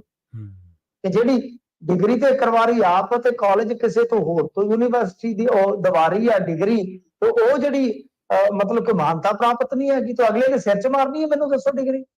ਜੀ ਉਹਦੇ ਲਈ ਤਾਂ ਕਾਗਜ਼ ਦੇ ਟੁਕੜਾ ਜਿਹਦੀ ਕੋਈ ਮਾਨਤਾ ਨਹੀਂ ਹੈਗੀ ਪੰਜਾਬ ਤੋਂ ਬਾਹਰ। ਹੁਣ ਤੁਹਾਨੂੰ ਪਤਾ ਨਰਸਿੰਗ ਇਸ ਤਰ੍ਹਾਂ ਦਾ ਪੇਸ਼ਾ ਹੈ ਕਿ ਇੱਥੇ ਕਈ ਵਾਰ ਜੌਬ ਵਾਸਤੇ ਬਾਹਰਲੀ ਕੰਟਰੀ 'ਚ ਵੀ ਜਾਣਾ ਪੈਂਦਾ, ਬਾਹਰਲੀ ਸਟੇਟ ਦੀ ਤਾਂ ਗੱਲ ਹੀ ਛੱਡੋ। ਇਹ ਕਮਾਲ ਦੀ ਗੱਲ ਹੈ, ਜੇ ਉਹਦੀ ਇੰਡੀਆ ਦੇ ਦੂਜੀਆਂ ਸਟੇਟਾਂ 'ਚ ਅਦਰ ਸਟੇਟ ਦੇ ਵਿੱਚ ਕਿਤੇ ਕੋਈ ਵੈਲਿਊ ਨਹੀਂ ਹੈਗੀ ਤਾਂ ਡਿਗਰੀ ਕਾਹਦੀ ਹੈ ਫਿਰ। ਜੀ ਤੇ ਯੋਗੀ ਨੂੰ, ਯੂਪੀ ਦੇ ਮੁੱਖ ਮੰਤਰੀ ਨੂੰ ਮਿੰਟੂ ਜੀ ਬੱਚੀਆਂ ਨੇ ਖੂਨ ਦੇ ਨਾਲ ਪੱਤਰ ਲਿਖਿਆ ਜੀ। देखो आज ही रक्षा बंधन के पक्ष पे मौके ਤੇ ਜਿੱਦਾਂ ਕਹਿੰਦੇ ਆ ਤੁਹਾਨੂੰ ਛੋਟ ਦਿੱਤੀ ਆ 200 ਦੇ ਸਿਲੰਡਰ ਦੀ ਫਲਾ ਕਿਹੜੇ ਵੱਡੇ ਇਸ਼ਤਿਹਾਰ ਵੇਖਣ ਨੂੰ ਮਿਲਣਗੇ। ਪਰ ਅਸਲੀਅਤ ਦੇ ਵਿੱਚ ਕੀ ਹੈ ਕਿ ਬੜੀ ਨਾ ਇੱਥੇ ਭਾਰਤ ਦੇ ਵਿੱਚ ਜਦੋਂ ਇਸ ਤਰ੍ਹਾਂ ਦੀਆਂ ਖਬਰਾਂ ਨੂੰ ਦੇਖਦੇ ਆ, ਪੜ੍ਹਦੇ ਆ, ਸੁਣਦੇ ਆ, ਆਵਾਜ਼ਾਰੀ ਹੁੰਦੀ ਆ, ਤਾਂ ਇਹ ਕੁੜੀਆਂ ਨੇ ਲਹੂ ਨਾਲ ਖਤ ਇਸ ਕਰਕੇ ਲਿਖਿਆ ਹੈ ਕਿਉਂਕਿ ਇੱਕ ਮੌਕੇ ਤੇ ਮਤਲਬ ਕਿ ਉਹ ਕਿਤੇ ਗਏ ਸਨ ਤੇ ਇਸ ਦਰਮਿਆਨ ਹੋਇਆ ਕਿ ਬੱਚੀਆਂ 12-13 ਸਾਲ ਦੀਆਂ ਉਹਨਾਂ ਨੂੰ ਬਹੁਤ ਜ਼ਿਆਦਾ ਕਹਿ ਲਓ ਕਿ ਪ੍ਰਤਾੜਿਤ ਕੀਤਾ ਗਿਆ। ਜੀ ਸੋ ਆਪਾਂ ਚਰਚਾ ਪ੍ਰੋਗਰਾਮ ਦੇ ਵਿੱਚ ਕਰ ਰਹੇ ਹਾਂ ਖਬਰ ਤੇ ਨਜ਼ਰ ਪ੍ਰੋਗਰਾਮ ਦੇ ਵਿੱਚ ਮਿੰਟੂ ਗੁਰਸਰੀਆ ਜੀ ਦੇ ਨਾਲ ਕਈ ਅਹਿਮ ਖਬਰਾਂ ਨੂੰ ਲੈ ਕੇ ਆਪਾਂ ਉਹਨਾਂ ਦੇ ਨਾਲ ਗੱਲਬਾਤ ਕਰ ਰਹੇ ਹਾਂ। ਜਿਸ ਖਬਰ ਦੇ ਉੱਤੇ ਆਪਾਂ ਚਰਚਾ ਕਰ ਰਹੇ ਸੀ ਉਸ ਖਬਰ ਦੇ ਵਿੱਚ ਆਪਾਂ ਜਿਹੜੀ ਗੱਲਬਾਤ ਕੀਤੀ, ਯੋਗੀ ਨੂੰ ਬੱਚੀਆਂ ਨੇ ਖੂਨ ਦੇ ਨਾਲ ਪੱਤਰ ਲਿਖਿਆ। ਅਨਿਲ ਵਿਜ ਜਿਹੜੇ ਕਿ ਹਰਿਆਣਾ ਦੇ ਵਿੱਚ ਮੰਤਰੀ ਨੇ, ਉਹ ਸਰਕਾਰ ਉੱਤੇ ਸਰਕਾਰ ਨੂੰ ਕਾਫੀ ਵੱਡੇ ਤਰੀਕੇ ਦੇ ਨਾਲ ਡਿਫੈਂਡ ਕਰ ਰਹੇ ਨੇ। ਉਹ ਕਹਿ ਰਹੇ ਨੇ ਕਿ ਜਿਹੜੀ 9 ਦੇ ਵਿੱਚ ਹਿੰਸਾ ਹੋਈ ਹੈ ਉਹਦੇ ਲਈ ਕਾਂਗਰਸ ਜ਼ਿੰਮੇਵਾਰ ਹੈ। ਕਾਂਗਰਸ ਕਿਵੇਂ ਜ਼ਿੰਮੇਵਾਰ ਹੋਊਗੀ ਜਦ ਕਿ ਤੁਸੀਂ ਹਰਿਆਣਾ ਦੇ ਵਿੱਚ ਰਾਜ ਭਾਗ ਸੰਭਾਲ ਰਹੇ ਹੋ, ਤੁਸੀਂ ਹਰਿਆਣਾ ਦੇ ਵਿੱਚ ਕੰਮਕਾਰ ਕਰ ਰਹੇ ਹੋ ਤੇ ਤੁਸੀਂ ਹਰਿਆਣੇ ਦੇ ਵਿੱਚ ਤੁਹਾਡੀ ਸਰਕਾਰ ਆ। ਇੰਟੈਲੀਜੈਂਸ ਦੀ ਜਾਣਕਾਰੀ ਹੋਣ ਦੇ ਬਾਵਜੂਦ ਵੀ ਤੁਸੀਂ ਇਹਨਾਂ ਮਾਮਲਿਆਂ ਉੱਤੇ ਕੋਈ ਅੱਖ ਨਹੀਂ ਧਰੀ। ਮੋਨੂ ਮਾਨੇਸਰ ਜਿਹੜਾ ਇਸ ਮਾਮਲੇ ਦੇ ਵਿੱਚ ਲੋੜੀਂਦਾ ਬੰਦਾ ਸੀ, ਉਹ ਵੀਡੀਓ ਪਾ ਰਿਹਾ, ਵੀਡੀਓ ਪਾ ਕੇ ਵੀਡੀਓ ਇਕੱਲੀ ਪਾ ਹੀ ਨਹੀਂ ਰਿਹਾ, ਵੀਡੀਓ ਪਾ ਕੇ ਉਕਸਾ ਰਿਹਾ ਕਿ ਮੈਂ ਇਸ ਯਾਤਰਾ ਦੇ ਵਿੱਚ ਸ਼ਾਮਲ ਹੋਊਂਗਾ। ਪਰ ਬਾਵਜੂਦ ਇਸ ਦੇ ਤੁਸੀਂ ਕਹਿ ਰਹੇ ਹੋ ਕਿ ਕਾਂਗਰਸ ਜ਼ਿੰਮੇਵਾਰ ਹੈ। ਜੇਕਰ ਕਾਂਗਰਸ ਦੇ ਬੰਦੇ ਜ਼ਿੰਮੇਵਾਰ ਹੈ ਤੇ ਸਰਕਾਰ ਤੁਹਾਡੀ ਹੈ, ਇੰਟੈਲੀਜੈਂਸ ਏਜੰਸੀਆਂ ਤੁਹਾਡੀਆਂ, ਜਾਂਚ ਏਜੰਸੀਆਂ ਤੁਹਾਡੀਆਂ, ਤੁਸੀਂ ਉਹਨਾਂ ਦੀ ਜਾਂਚ ਕਰੋ ਤੇ ਉਹਨਾਂ ਨੂੰ ਸਜ਼ਾਵਾਂ ਦਿਓ। ਲੋਕਾਂ ਨੂੰ ਦੱਸੋ ਕਿ ਭਾਈ ਇਹਨਾਂ ਨੇ ਆਹ ਸ਼ਰਾਰਤ ਕੀਤੀ ਹੈ। ਸੋ ਕੁੱਲ ਮਿਲਾ ਕੇ ਜੋ ਹੁਣ ਤੱਕ ਉੱਥੇ ਹਰਿਆਣੇ ਦੇ ਵਿੱਚ ਵਾਪਰਿਆ, ਲੋਕ 100% ਦੀ ਸਰਕਾਰ ਨੂੰ ਜਿਹੜਾ ਉਹ ਜ਼ਿੰਮੇਵਾਰ ਕਰਾਰ ਦਿੰਦੇ ਨੇ ਤੇ ਇਸ ਮਾਮਲੇ ਦੇ ਵਿੱਚ ਲਗਾਤਾਰ ਜਿਹੜੀ ਹਰਿਆਣਾ ਸਰਕਾਰ ਆ ਉਹਦਾ ਜਵਾਬ ਦੇਣਾ ਉਹਨੂੰ ਔਖਾ ਹੋਇਆ ਪਿਆ। ਪਰ ਰੌਲਾ ਇਹ ਹੈ ਕਿ ਹੁਣ ਜਿਹੜੀ ਇਹਨਾਂ ਚੀਜ਼ਾਂ ਨੂੰ ਫਿਰ ਸਰਕਾਰ ਆ ਉਹ ਵੱਡੇ ਪੱਧਰ ਤੇ ਵਰਤਦੀ ਹੈ। ਮਿੰਟੂ ਜੀ ਆਪਾਂ ਗੱਲਬਾਤ ਕਰ ਰਹੇ ਸੀਗੇ ਯੋਗੀ ਨੂੰ ਜਿਹੜਾ ਪੱਤਰ ਲਿਖਿਆ ਬੱਚੀਆਂ ਵੱਲੋਂ ਖੂਨ ਦੇ ਨਾਲ। ਜੀ ਮੈਂ ਬਿਲਕੁਲ ਉਸ ਗੱਲ ਨੂੰ ਕੰਪਲੀਟ ਕਰ ਦਿੰਦਾ। ਹਾਂਜੀ ਕਿ ਹੁਣ 500 ਦੀ ਧਾਰਾ ਦੇ ਵਿੱਚ ਕਹਿੰਦੇ ਕਿ ਇਹਨੂੰ ਕਨਵਰਟ ਕਰਕੇ ਮਾਮਲੇ ਨੂੰ ਅੱਗੇ ਕੀਤਾ ਜਾਏਗਾ। ਤਾਂ ਇਹਦੇ ਵਿੱਚ ਵਿਦਿਆਰਥਣਾਂ ਨੇ ਜਿਹੜਾ ਦੋਸ਼ ਲਾਇਆ, ਵੈਸੇ ਅਖਿਲੇਸ਼ ਯਾਦਵ ਨੇ ਵੀ ਟਵੀਟ ਕੀਤਾ ਇਸ ਮਾਮਲੇ ਦੇ ਵਿੱਚ ਕਿ ਸਕੂਲ 'ਚ ਵਿਦਿਆਰਥਣਾਂ ਨਾਲ ਛੇੜਛਾੜ ਦਾ ਮਾਮਲਾ ਜਿਹੜਾ ਕਿ ਉਹਨਾਂ ਨੂੰ ਸਕੂਲ ਦੇ ਵਿੱਚ ਹੀ ਬਹੁਤ ਜ਼ਿਆਦਾ ਪ੍ਰਤਾੜਿਤ ਕੀਤਾ ਗਿਆ ਹੈ। ਤਾਂ ਇਸ ਮਾਮਲੇ ਦੇ ਵਿੱਚ ਇਹ ਸਾਰਾ ਕੁਛ ਹੈ ਜਿਹੜਾ ਉਹ ਹੁਣ ਉਹਨਾਂ ਨੇ ਲੈਟਰ 'ਚ ਲਿਖਿਆ ਕਿ ਛੇੜਛਾੜ ਤੋਂ ਤੰਗ ਆ ਗਈਆਂ, ਮਤਲਬ ਕਿ ਸਰੀਰਕ ਜਿਨਸੀ ਸ਼ੋਸ਼ਣ ਉਹਨਾਂ ਦਾ ਹੋ ਰਿਹਾ ਸੀਗਾ ਉੱਥੇ। 12-13 ਸਾਲ ਦੀਆਂ ਬੱਚੀਆਂ ਨੇ ਲਹੂ ਨਾਲ ਲੈਟਰ ਲਿਖਿਆ, ਹਿਸਾਬ ਲਾ ਲਓ। ਯਾਨੀ ਇਹਦਾ ਮਤਲਬ ਕਿ ਲੋਕਲ ਲੈਵਲ ਤੇ ਕੋਈ ਸੁਣਵਾਈ ਉਹਨਾਂ ਦੀ ਹੋਈ ਨਹੀਂ ਹੋਏਗੀ। ਤੇ ਨਾਲ ਇਹ ਵੀ ਕਿਹਾ ਕਿ ਬਈ ਸਕੂਲ ਦੇ ਵਿੱਚ ਜਿਹੜਾ ਪ੍ਰਿੰਸੀਪਲ ਆ ਉਹ ਵੀ ਵੱਖ-ਵੱਖ ਤਰ੍ਹਾਂ ਦੀਆਂ ਉੱਥੇ ਹਰਕਤਾਂ ਕਰਦਾ ਬੁਲਾ ਕੇ। ਇਹ ਵੀ ਆਪਣੇ ਆਪ ਦੇ ਵਿੱਚ ਬਹੁਤ ਵੱਡਾ ਮਾਮਲਾ ਬਣ ਜਾਂਦਾ। ਇਹ ਕਹਾਣੀਆਂ ਜਦੋਂ ਆਪਾਂ ਦੇਖਦੇ ਆ ਨਾ ਪੂਰੇ ਭਾਰਤ ਦੇ ਵਿੱਚੋਂ ਇਸ ਤਰ੍ਹਾਂ ਦੀਆਂ, ਅੱਜ ਹੀ ਮੈਂ ਇੱਕ ਨਾ ਅਖਬਾਰ ਚੋਂ ਪੜ੍ਹ ਰਿਹਾ ਸੀਗਾ ਕਿ ਕਿਸ ਤਰ੍ਹਾਂ ਜਿਨ੍ਹਾਂ ਦੀਆਂ ਵੀਡੀਓ ਵਾਇਰਲ ਹੋਈਆਂ ਕੁੜੀਆਂ ਦੀਆਂ, ਤੇ ਉਹਨਾਂ ਦੀ ਜ਼ਿੰਦਗੀ ਕਿੱਦਾਂ ਨਰਕ ਬਣ ਗਈ। ਵੀਡੀਓ ਵਾਇਰਲ ਕਰਨ ਵਾਲਾ ਕੋਈ ਉਹਦਾ ਪ੍ਰੇਮੀ, ਕੋਈ ਦਰਿੰਦਾ ਜਬਰ ਜਨਾਹ ਕਰਨ ਵਾਲਾ। ਸੋ ਇਹ ਚੀਜ਼ਾਂ ਇੰਡੀਆ 'ਚ ਨਾ ਬਹੁਤ ਹੀ ਜ਼ਿਆਦਾ ਨੇ ਇਸ ਟਾਈਮ, ਬਹੁਤ ਹੀ ਜ਼ਿਆਦਾ ਨੇ। ਤੇ ਇਹ ਜਿਹੜੇ ਵਿਖਾਵਾ ਬਹੁਤ ਕਰਦੇ, ਕਦੇ ਬੇਟੀ ਬਚਾਓ, ਬੇਟੀ ਪੜ੍ਹਾਓ, ਇਹ ਆ ਉਹ ਆ।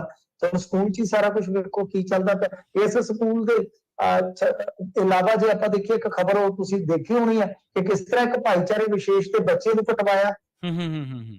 ਤੇ ਜੇ ਉਹ ਮੁਹੰਮਦ ਜ਼ਬੇਰ ਨੇ ਕੋਈ ਖਬਰ ਲਾਈ ਤੇ ਕਹਿੰਦੇ ਕਿ ਤੂੰ ਨਾਬਾਲਗ ਦੀ ਆਇਡੈਂਟੀਟੀ ਜਿਹੜੀ ਹੈ ਉਹ ਜ਼ਾਹਰ ਕਰ ਦਿੱਤੀ, ਉਹਦੇ ਤੇ ਪਰਚਾ ਦੇ ਦਿੱਤਾ ਉਲਟਾ। ਹਾਂਜੀ ये चीज़ां पता नहीं क्यों ठीक नहीं हो रही है, पर बहुत गलत मामले ने ਇਹੋ ਜਿਹੇ। ਜੀ, ਜੀ, ਜੀ। ਤੇ ਮਿੰਟੂ ਜੀ ਜਾਂਦਿਆਂ ਦੀ ਗੱਲ ਕਰੀਏ ਨਿਲ ਵਿਜ ਦੀ, ਹਰਿਆਣਾ ਦੇ ਵਿੱਚ ਸਰਕਾਰ ਭਾਜਪਾ ਦੀ ਹੈ, ਦੋਸ਼ ਕਾਂਗਰਸ ਤੇ ਲਾ ਰਹੇ ਨੇ, ਕਹਿੰਦੇ 9 ਦੇ ਵਿੱਚ ਜਿਹੜਾ ਕੁਝ ਵਾਪਰਿਆ ਉੱਥੇ ਕਾਂਗਰਸ ਜ਼ਿੰਮੇਵਾਰ ਹੈ। ਦੇਖੋ, ਚਲੋ ਇਹ ਤਾਂ ਜਾਂਚ ਪੜਤਾਲ ਦਾ ਵਿਸ਼ਾ, ਪਰ ਕਦੇ-ਕਦੇ ਮੈਨੂੰ ਲੱਗਦਾ ਕੁਝ ਲੀਡਰ ਜਿਵੇਂ ਉਹ ਪੰਜਾਬੀ ਚ ਆਪਾਂ ਕਹਿੰਦੇ ਨਾ ਹਿੱਲ ਗਏ ਨੇ। ਕੁਝ ਲੀਡਰ ਹਿੱਲ ਜਾਂਦੇ ਨੇ ਜੀ। ਤਾਂ ਮੈਨੂੰ ਲੱਗਦਾ ਕਿ ਵਿਜ ਸਾਹਿਬ ਵੀ ਨਾ ਜਿਹੜਾ ਉਹ ਕਿਤੇ ਨਾ ਕਿਤੇ ਉਧਰ ਨੂੰ ਤੁਰੇ ਹੋਏ ਨੇ ਉਸ ਕੈਟਾਗਰੀ ਨੂੰ। ਇਹ ਕਹਿੰਦੇ ਜੀ ਕਾਂਗਰਸ ਦਾ ਹੱਥ ਆ, ਤੋੜ-ਫੋੜ ਕਰਨ ਵਾਲੇ ਉਹਦੇ ਹੀ ਵਰਕਰ ਆ ਤੇ ਕਾਂਗਰਸ ਵਿਧਾਇਕ ਮਾਮਨ ਖਾਨ ਤੋਂ ਪੁੱਛਗਿੱਛ ਜਿਹੜੀ ਉਹ ਕੀਤੀ ਜਾਏਗੀ। ਹੁਣ ਤੱਕ 510 ਗ੍ਰਿਫਤਾਰ। ਦੇਖੋ ਮੰਨ ਲਓ ਇੱਕ ਬੰਦਾ ਕਾਂਗਰਸ ਦਾ ਜੀ, ਚਾਹੇ ਉਹ ਐਮਐਲਏ ਹੈ ਚਾਹੇ ਵਜ਼ੀਰ ਹੈ, ਉਹ ਕਿਸੇ ਇਸ ਤਰ੍ਹਾਂ ਦੀ ਮਤਲਬ ਕਿ ਜਿਹੜੀ ਦੁਪਾਸੜ ਹਿੰਸਾ ਉਹਦੇ ਵਿੱਚ ਸ਼ਾਮਲ ਹੋ ਗਿਆ। ਕਿਸੇ ਪਾਰਟੀ ਨੂੰ ਆਪਾਂ ਕਿਵੇਂ ਕਹਿ ਸਕਦੇ ਕੋਈ ਪਾਰਟੀ ਨੇ ਸਪਾਂਸਰ ਕੀਤਾ? ਜੀ। ਜਿੱਥੇ ਤੇ ਇਕੱਠ ਹੋ ਕੇ ਕਹਿਣਾ ਹੁੰਦਾ ਦਿੱਲੀ ਵਰਗੇ ਸਿੱਖ ਕਤਲੇਆਮ ਚ, ਉੱਥੇ ਤੇ ਇਹਨਾਂ ਦੀਆਂ ਲੱਤਾਂ ਭਾਰ ਨਹੀਂ ਚੱਲਦੀਆਂ ਕਈ ਵਾਰ, ਉਹ ਸਟੇਟ ਸਪਾਂਸਰਡ ਬਣ ਜਾਂਦਾ ਹੈ। ਇੱਥੇ ਕੀ ਬੰਦਾ ਪੁੱਛੇ ਵੀ ਜਿਹੜਾ ਦੂਸਰੀ ਸਾਈਡ ਤੋਂ ਮੋਨੂ ਮਾਨੇ ਸਰ ਆ, ਉਹ ਕਿਹੜੇ ਕਾਂਗਰਸ ਦੇ ਘਰ ਜੰਮਿਆ? ਜੀ ਬਿਲਕੁਲ। ਉਹ ਤੇ ਤੁਹਾਡੇ ਗੱਲ ਦਾ, ਤੁਹਾਡੇ ਆਪਣੇ ਇੱਕ ਕੱਟੜਵਾਦੀ ਸੰਗਠਨ ਦਾ ਉਹ। ਹਾਂਜੀ। ਤੇ ਉਹਨਾਂ ਨੇ ਵੀਡੀਓ ਪਾਈਆਂ ਲਲਕਾਰ ਕੇ, ਉਧਰੋਂ ਵੀ ਪਈਆਂ। ਅੱਛਾ, ਇੱਕ ਥਾਣੇਦਾਰ ਨੇ ਮਤਲਬ ਕਿ ਸੀਆਈਡੀ ਵਾਲੇ ਨੇ ਕਿਹਾ ਕਿ ਅਸੀਂ ਇਨਪੁੱਟ ਭੇਜੀ ਹੈ ਹੋਮ ਮਿਨਿਸਟਰੀ ਨੂੰ। ਉਹ ਤਾਂ ਉਹਦੇ ਚ ਜਾਂਚ ਪੜਤਾਲ ਕਹਿੰਦੇ ਸੀ ਕਰਵਾਵਾਂਗੇ, ਤੇ ਕਰਵਾਈ ਕਿਉਂ ਨਹੀਂ? ਇਹ ਕਹਿੰਦੇ ਜੀ ਸਾਡੇ ਕੋਲ ਇਨਪੁੱਟ ਨਹੀਂ ਆਈ। ਉਹ ਕਹਿੰਦੇ ਜੀ ਸੀਆਈਡੀ ਅਸੀਂ ਇਨਪੁੱਟ ਪਹਿਲਾਂ ਭੇਜਤੀ ਸੀ ਕਿ ਲਲਕਾਰੇ ਇੱਧਰੋਂ ਵੱਜ ਰਹੇ ਨੇ, ਉਕਸਾਇਆ ਜਾ ਰਿਹਾ, ਉਧਰੋਂ ਵੀ ਵੀਡੀਓ ਪੈ ਰਹੀਆਂ। ਹੋ ਸਕਦਾ ਕੋਈ ਕਾਂਗਰਸੀ ਹੋ ਗਿਆ ਹੋਵੇ ਸ਼ਾਮਲ, ਕੋਈ ਉੱਥੇ ਲੋਕਲ ਪੱਧਰ ਤੇ ਉਹਨੇ ਆਪਣੇ ਨਾਲ ਕੋਈ ਜੋੜੇ ਵੀ ਹੁਣ, ਮੈਂ ਉਸ ਗੱਲ ਤੋਂ ਇਨਕਾਰੀ ਨਹੀਂ ਹਾਂ। ਪਰ ਤੁਸੀਂ ਇਹ ਗੱਲ ਮਤਲਬ ਕਿ ਕਹਿ ਦਿਓ ਕਿ ਕਿਸੇ ਪਾਰਟੀ ਨੇ ਕਰਵਾਇਆ ਜੀ, ਤੇ ਤੁਹਾਨੂੰ ਪਤਾ ਹੀ ਨਾ ਲੱਗੇ ਕਿ ਉਹ ਪੂਰੀ ਪਾਰਟੀ ਤੁਹਾਡੀ ਸਟੇਟ ਦੇ ਅੰਦਰ ਆ ਕੇ ਸਾਜ਼ਿਸ਼ ਰਚ ਗਈ ਆ, ਤੇ ਫਿਰ ਤੁਸੀਂ ਕੌਣ ਹੋ? ਤੁਸੀਂ ਸੀਆਈਡੀ ਵਾਲੇ ਤਾਂ ਕਹਿੰਦੇ ਕਿ ਇਨਪੁੱਟ ਹੀ ਨਹੀਂ ਆਇਆ, ਤੇ ਫਿਰ ਇਤਬਾਰ ਕਿਹਦਾ ਕਰੀਏ? ਮੋਨੂ ਮਾਨੇ ਸਰ ਹੋਰਾਂ ਨੇ ਜਿੱਦਣ 2 ਬੰਦੇ ਸਾੜੇ ਸੀਗੇ, ਬਿਲਕੁਲ ਉਦੋਂ ਕਿਉਂ ਚੁੱਪ ਸੀਗੇ ਤੁਸੀਂ? ਇਹ ਚੀਜ਼ਾਂ ਜਿਹੜੀਆਂ ਹੁੰਦੀਆਂ ਨੇ ਇਹ ਕਿਸੇ ਇੱਕ ਪੱਖ ਤੋਂ ਸੋਚਣ ਵਾਲੀਆਂ ਨਹੀਂ ਹੁੰਦੀਆਂ, ਵਿਚਾਰਨ ਵਾਲੀਆਂ ਨਹੀਂ ਹੁੰਦੀਆਂ। ਇਹਨੂੰ ਸਾਰੇ ਪਾਸਿਆਂ ਤੋਂ, ਸਾਰੇ ਪੱਖ ਤੋਂ ਵਿਚਾਰੋ। ਇਹ ਦੇਖੋ ਕਿ ਜਿਹੜਾ ਮੈਂ ਰਾਤ ਇੱਕ ਭਾਈਚਾਰਕ ਮਿਸਾਲ ਸੀ ਸਾਂਝ ਦੀ, ਉਹ ਕਿਉਂ ਟੁੱਟੀ ਆ ਜੀ? ਉਹਦੇ ਵਿੱਚ ਕਸੂਰ ਤੁਸੀਂ ਇੱਕ ਦਾ ਨਹੀਂ ਕੱਢ ਸਕਦੇ, ਕਸੂਰ ਤੁਹਾਨੂੰ ਉਹਦਾ ਕੱਢਣਾ ਹੀ ਪਊਗਾ ਜਿਹਨੂੰ ਤੁਸੀਂ ਬਚਾ ਰਹੇ ਹੋ ਵਾਰ-ਵਾਰ। ਜੀ ਜੀ। ਮਿੰਟੂ ਜੀ ਇਹਨਾਂ ਖਾਸ ਇਹਨਾਂ ਨੂੰ ਬੰਦਾ ਪੁੱਛੇ ਕਿ ਜਿਹੜੀਆਂ ਉੱਥੇ ਗੁਰੂ ਗ੍ਰੰਥ ਚ ਜਾ ਕੇ ਉੱਥੇ ਕਾਰਵਾਈਆਂ ਕੀਤੀਆਂ ਜੇ, ਜਿਨ੍ਹਾਂ ਨੇ ਮਸਜਿਦ ਤੋੜੀ, ਮੌਲਵੀ ਮਾਰ ਦਿੱਤਾ, ਉਹਨਾਂ ਤੇ ਕੀ ਕਾਰਵਾਈ? ਉਹਦੇ ਚ ਵੀ ਕਾਂਗਰਸੀ ਸ਼ਾਮਲ ਸੀ। ਜੀ ਜੀ ਜੀ, ਬਿਲਕੁਲ। ਅਨਿਲ ਵਿਜ ਤਾਂ ਇੱਕ ਐਸੇ ਇਨਸਾਨ ਆ ਮਿੰਟੂ ਜੀ, ਜਿਨ੍ਹਾਂ ਦੇ ਬਾਰੇ ਇੱਕ ਮੈਡਮ ਦੇ ਨਾਲ ਇਹਨਾਂ ਨੇ ਮੀਟਿੰਗ ਚੱਲਦੀ, ਮੀਟਿੰਗ ਦੇ ਵਿੱਚ ਸੰਗੀਤਾ ਕਾਲੀਆ ਵਾਲਾ ਮਸਲਾ ਤੁਹਾਨੂੰ ਯਾਦ ਹੀ ਹੋਣਾ। ਮਤਲਬ ਕਿਸ ਤਰੀਕੇ ਨਾਲ ਪੇਸ਼ ਆ ਰਿਹਾ ਇਹ ਬੰਦਾ ਉਸ ਅਫਸਰ, ਇੱਕ ਮੈਡਮ ਨੇ ਕਹੀ ਵੀ ਸੀ ਬੜਾ ਟਕਾ ਕੇ। ਜੀ ਬਿਲਕੁਲ। ਮਿੰਟੂ ਜੀ ਇਹਨਾਂ ਖਾਸ ਖਬਰਾਂ ਤੇ ਖਾਸ ਜਾਣਕਾਰੀਆਂ ਦੇ ਲਈ ਤੁਹਾਡਾ ਬਹੁਤ ਬਹੁਤ ਧੰਨਵਾਦ ਜੀ। ਜੀ ਜੀ। ਪ੍ਰੋਗਰਾਮ ਖਬਰ ਤੇ ਨਜ਼ਰ ਦੇ ਪਹਿਲੇ ਹਿੱਸੇ ਦੇ ਵਿੱਚ ਆਪਣੇ ਨਾਲ ਜੁੜੇ ਸਨ ਮਿੰਟੂ ਗੁਰਸਰੀਆ ਜੀ। ਵੇਲਾ ਹੋ ਚੱਲਿਆ ਇੱਕ ਬ੍ਰੇਕ ਦੇ ਲਈ ਰੁਕਣ ਦਾ। ਖਬਰਾਂ ਹਾਲੇ ਹੋਰ ਵੀ ਨੇ ਜਿਨ੍ਹਾਂ ਤੇ ਚਰਚਾ ਕਰਾਂਗੇ ਬ੍ਰੇਕ ਤੋਂ ਬਾਅਦ। ਜੁੜੇ ਰਹੋ ਪੰਜਾਬੀ ਰੇਡੀਓ USA ਦੇ ਨਾਲ।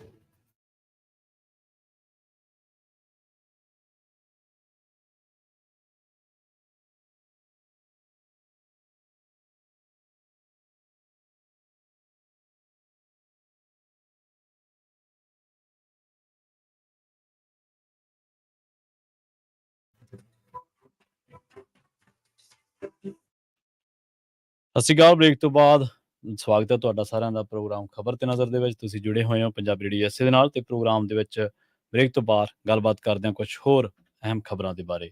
ਰੁਖ ਕਰਾਂਗੇ ਹੜ੍ਹਾਂ ਦਾ। ਪੰਜਾਬ ਦੇ ਵਿੱਚ ਹੜ੍ਹਾਂ ਦੀ ਮਾਰ ਹਲੇ ਵੀ ਕਈ ਇਲਾਕਿਆਂ ਦੇ ਵਿੱਚ ਜਾਰੀ ਹੈ, ਤੇ ਇਸੇ ਕਰਕੇ ਸਰਹੱਦੀ ਲੋਕਾਂ ਦੀ ਜਿਹੜੀ ਜ਼ਿੰਦਗੀ ਹੈ ਉਹ ਮੁਸ਼ਕਲਾਂ ਭਰੀ ਹੈ, ਤੇ ਉਹ ਇਸ ਜ਼ਿੰਦਗੀ ਨੂੰ ਜਿਉਣ ਦੇ ਲਈ ਮਜਬੂਰ ਨੇ, ਕਿਉਂਕਿ ਹੋਰ ਕੋਈ ਚਾਰਾ ਨਹੀਂ ਹੈ। ਇਸ ਵਾਰ ਹੜ੍ਹਾਂ ਨੇ ਵੱਡੀ ਗਿਣਤੀ ਲੋਕਾਂ ਨੂੰ ਬੇਘਰ ਕਰ ਦਿੱਤਾ, ਖਾਸ ਕਰਕੇ ਜਿਨ੍ਹਾਂ ਦੇ ਸਰਹੱਦਾਂ ਤੇ ਡੇਰੇ ਸਨ, ਜਿਨ੍ਹਾਂ ਨੇ ਸਰਹੱਦਾਂ ਤੇ ਘਰ ਬਣਾਏ ਸਨ। ਤੇ ਪਰ ਮੁਸ਼ਕਲਾਂ ਉਹਨਾਂ ਦਾ ਖਹਿੜਾ ਛੱਡ ਨਹੀਂ ਰਹੀਆਂ, ਕਿਉਂਕਿ ਉਹਨਾਂ ਨੂੰ ਖਸਤਾ ਹਾਲ ਕਿਸ਼ਤੀਆਂ ਮੁਹੱਈਆ ਕਰਵਾਈਆਂ ਗਈਆਂ ਨੇ।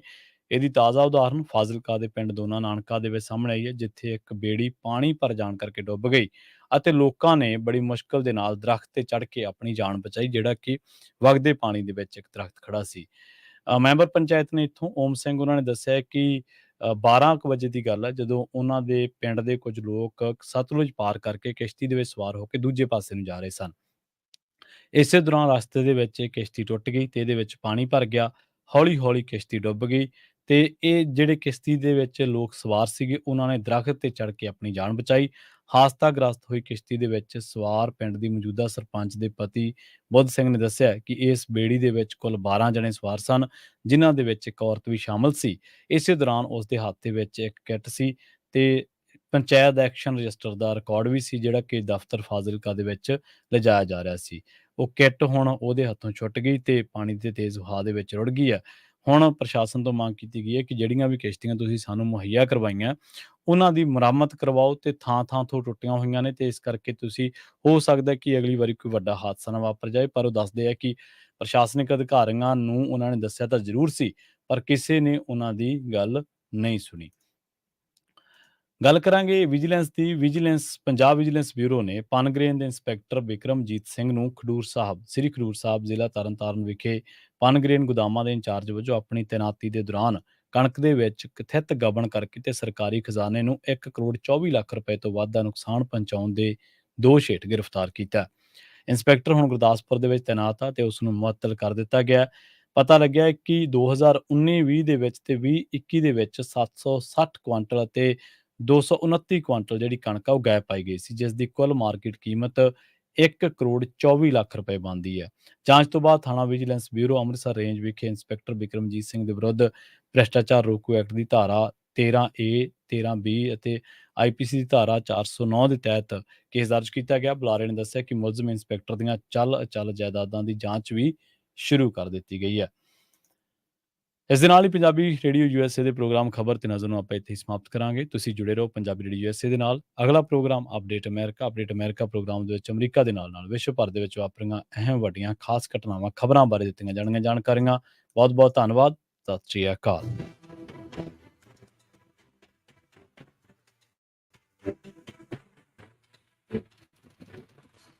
है।